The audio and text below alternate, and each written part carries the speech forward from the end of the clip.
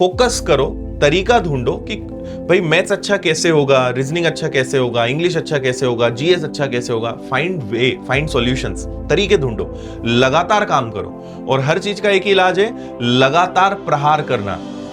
लगातार आप जब किसी चीज पे चोट मारते रहोगे, प्रहार करते रहोगे, तो उसको टूटना तय है। वो आपसे हल होगा ही होगा, वो आपसे बनेगा, है ना। पर रोते हुए देखते मुझे बहुत हंसी आती है कि ये शारीरिक रूप से तो ये व्यक्ति बड़ा हो चुका है या बड़ी हो चुकी है, लेकिन इनके ऊपर वाले माले में अभी भी एक बच्चा ही दौड़ रहा है ना। तो बचपना रहेगा ना, आप कभी कुछ जिंदगी में कर नहीं पाओगे, ठीक है। इसलिए बड़े होना बहुत जरूरी है, खुली आंखों से दुनिया को देखना बहुत जरूरी है। इसलिए अपने बच्चे को अब टाटा बाय बाय कर दो, अपने दिमाग को अब बच्चा मत बनाओ, बड़े हो जाओ, ठीक है। और कभी भी कोई चीज कहते हो, कमेंट में कहते हो, अपने दोस्त से कहते हो, घर पे कहते हो, तो हमेशा उस चीज को देखो कि हम किस लेवल के हो चुके हैं, किस उम्र पर हम आ चुके हैं, हम जिंदगी के किस पड़ाव पे खड़े हैं और हम क्या बात कर रहे हैं, हम किस लेवल की बातें कर रहे हैं। तो वो थोड़ा सा सोचा करो, तो आपको पता चलेगा कि लोग क्यों आपके ऊपर हंसते हैं और क्यों आपकी बातों पे भरोसा नहीं करते, क्योंकि तुम बात ही गधों जैसी करते हो, है ना। आजकल गधे भी समझदार हो चुके हैं, है ना। चलो भाई, एक बार जल्दी से इस सवाल को मैं समझा रहा हूं, क्योंकि मैथ्स में नए नए सवाल बहुत सारे आएंगे, नए नए टाइप्स आएंगे, और बहुत सारे टाइप्स हैं, बहुत सारे प्रकार के प्रश्न आएंगे। आपको नहीं बनता तो ये तो आपकी समस्या है ना। और आपको अगर सही करना है तो आपको बहुत सारे क्वेश्चंस को सॉल्व करना पड़ेगा। मैथ्स को अच्छा करना है, बहुत सारे प्रश्नों की प्रैक्टिस करनी पड़ेगी, सिंपल तरीका है। तो आप बोलो कि सर हर सवाल नया आ जाता है, ऐसा कैसे चलेगा, तो मत करो। किसने बोला था तुम्हें भाई तैयारी करने का? एसएससी ने, रेलवे ने, व्यापम ने, मध्य प्रदेश सरकार ने या किसी सरकार ने तो तुम्हें उठा के लाई नहीं कि तुम सरकारी नौकरी की तैयारी करो। ये तुम्हारी चॉइस थी, तुमने निर्णय लिया ये वाला। तो जब निर्णय लिया है तो फिर तुम्हारी चिंता है ये। तो अब तुमसे बने ना बने, इससे किसी को क्या फर्क पड़ता है। तो अगर करना है तो मेहनत करनी पड़ेगी भाई। मैथ्स विषय है, इसको पढ़ के ही लोग सिलेक्शन लेते हैं, तो वो मेहनत करते हैं तो सिलेक्शन लेते हैं। और तुम्हें तकलीफ इस बात की है कि तुम्हें मेहनत करनी नहीं है। तुम चाहते हो कि मेहनत करे बिना जो है वो काम हो जाए, वो हो नहीं पाएगा। और जहां मेहनत से तुम्हारा आमना सामना होता है, वहां तुम हाथ और पैर ऊपर कर देते हो और फिर तुम बच्चे बन जाते हो, क्योंकि तुम अभी दुनिया को देखे नहीं हो। इसलिए मेहनत करनी पड़ेगी, कसम खा लो और मानसिक रूप से तैयार हो जाओ कि भाई बिना मेहनत के नहीं मिलेगा। 8-8 घंटे, 10-10 घंटे, 12-12 घंटे, 15-15 घंटे लोग पढ़ रहे हैं। तुम नहीं पढ़ रहे तो क्या दूसरा ना पढ़े? तुम ठंड के मजे ले रहे हो तो क्या दूसरा भी लेगा? ऐसा जरूरी नहीं है ना। दूसरा लगा है, जिसको भाई, जिसके अंदर आग है, जिसके ऊपर जिम्मेदारियां हैं, जिसने अपने मम्मी पापा की स्थिति को देखा है या देख रहा है, जो गरीबी में जिया है या जी रहा है, उसको पता है कि मुझे यहाँ से निकलना है। और निकलने का एक ही तरीका है, खूब सारी मेहनत करूंगा, सिलेक्शन लूंगा, नौकरी मिलेगी, तभी मेरी ये सारी परिस्थितियां बदल सकती हैं।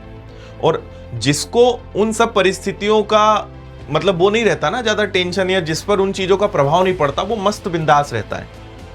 तो जो उन परिस्थितियों को जानता है ना, वो खुद मोटिवेट रहता है। उसको पता है कि मेहनत करनी पड़ेगी भाई, और बहुत लोग मेहनत कर रहे हैं, मुझे उनसे ज्यादा करना है, वो सिलेक्शन ले लेता है। तुम रोते रहो, मैथ्स में ऐसा आ जाएगा तो क्या करूंगा मैं, ऐसे तो हर सवाल नया हो जाएगा, तुम रोते रहो भाई।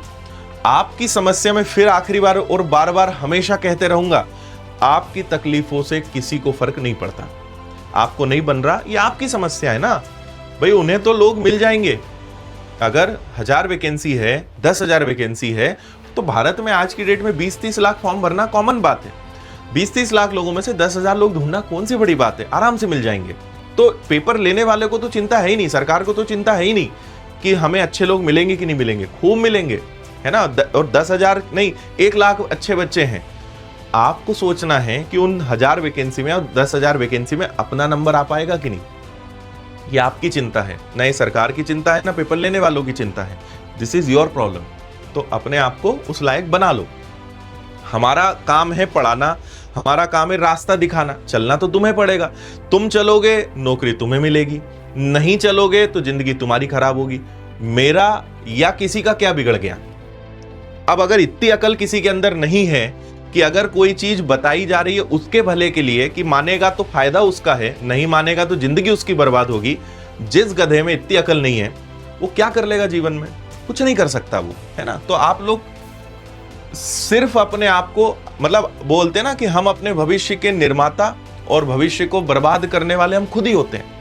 अगर कल को आपका सिलेक्शन हुआ है, आप सफल होंगे, तो उसका पूरा क्रेडिट सिर्फ आपको जाएगा, क्योंकि आपने बातें मानी, आपने मेहनत करी।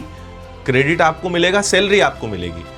नहीं कोई बात, कल को अगर कुछ ना हुआ, भगवान ना करे, लेकिन अगर सिलेक्शन नहीं हुआ, उसके जिम्मेदार भी आप ही होंगे, कोई नहीं होता जिम्मेदार, है ना। बाद में भले बोल दो टीचर ऐसा था, सर ने अच्छे से नहीं पढ़ाया, तो विनर्स ऐसा था, तो मम्मी पापा ने पैसे की मदद नहीं करी, बोलते रहो, है ना। सच्चाई तो आपको पता ही है कि असली में गधा कौन था, है ना। तो अगर कुछ बने तो क्रेडिट आपको, कुछ नहीं बना तो भी क्रेडिट आपको, ये ध्यान रखना भाई। अगर किसी ने यहीं का ऊपर का गेट जो है यहीं लॉक कर दिया है, कोई सोच के बैठा है कि यहाँ कुछ मैं जाने नहीं दूंगा, क्या कर लोगे तुम, तो फिर हम कौन होते हैं भाई जबरदस्ती दिमाग में कुछ रखने वाले। ठीक, इसलिए जो कहा जाए वो मान लिया करो, फायदे में रहोगे और अपने कई सारे महीने और वर्ष बचा लोगे और सिलेक्शन लेके निकल जाओगे। ज्यादा दिमाग लगाओगे, ज्यादा समझदार बनोगे और बहुत ज्यादा रिलैक्स रहोगे। सिर्फ आप अपने 2-4 साल खराब करोगे और आखिरी में यही कहोगे सरकारी नौकरी तो मिलती नहीं, आजकल बहुत कठिन है, तो ये है तो वो है ना। आखिरी में व्यक्ति अपनी गलती कभी नहीं बताता, वो ढूंढता है कौन कौन जिम्मेदार है मेरे जीवन को खराब करने के लिए। खुद को वो हमेशा अच्छा मानता है।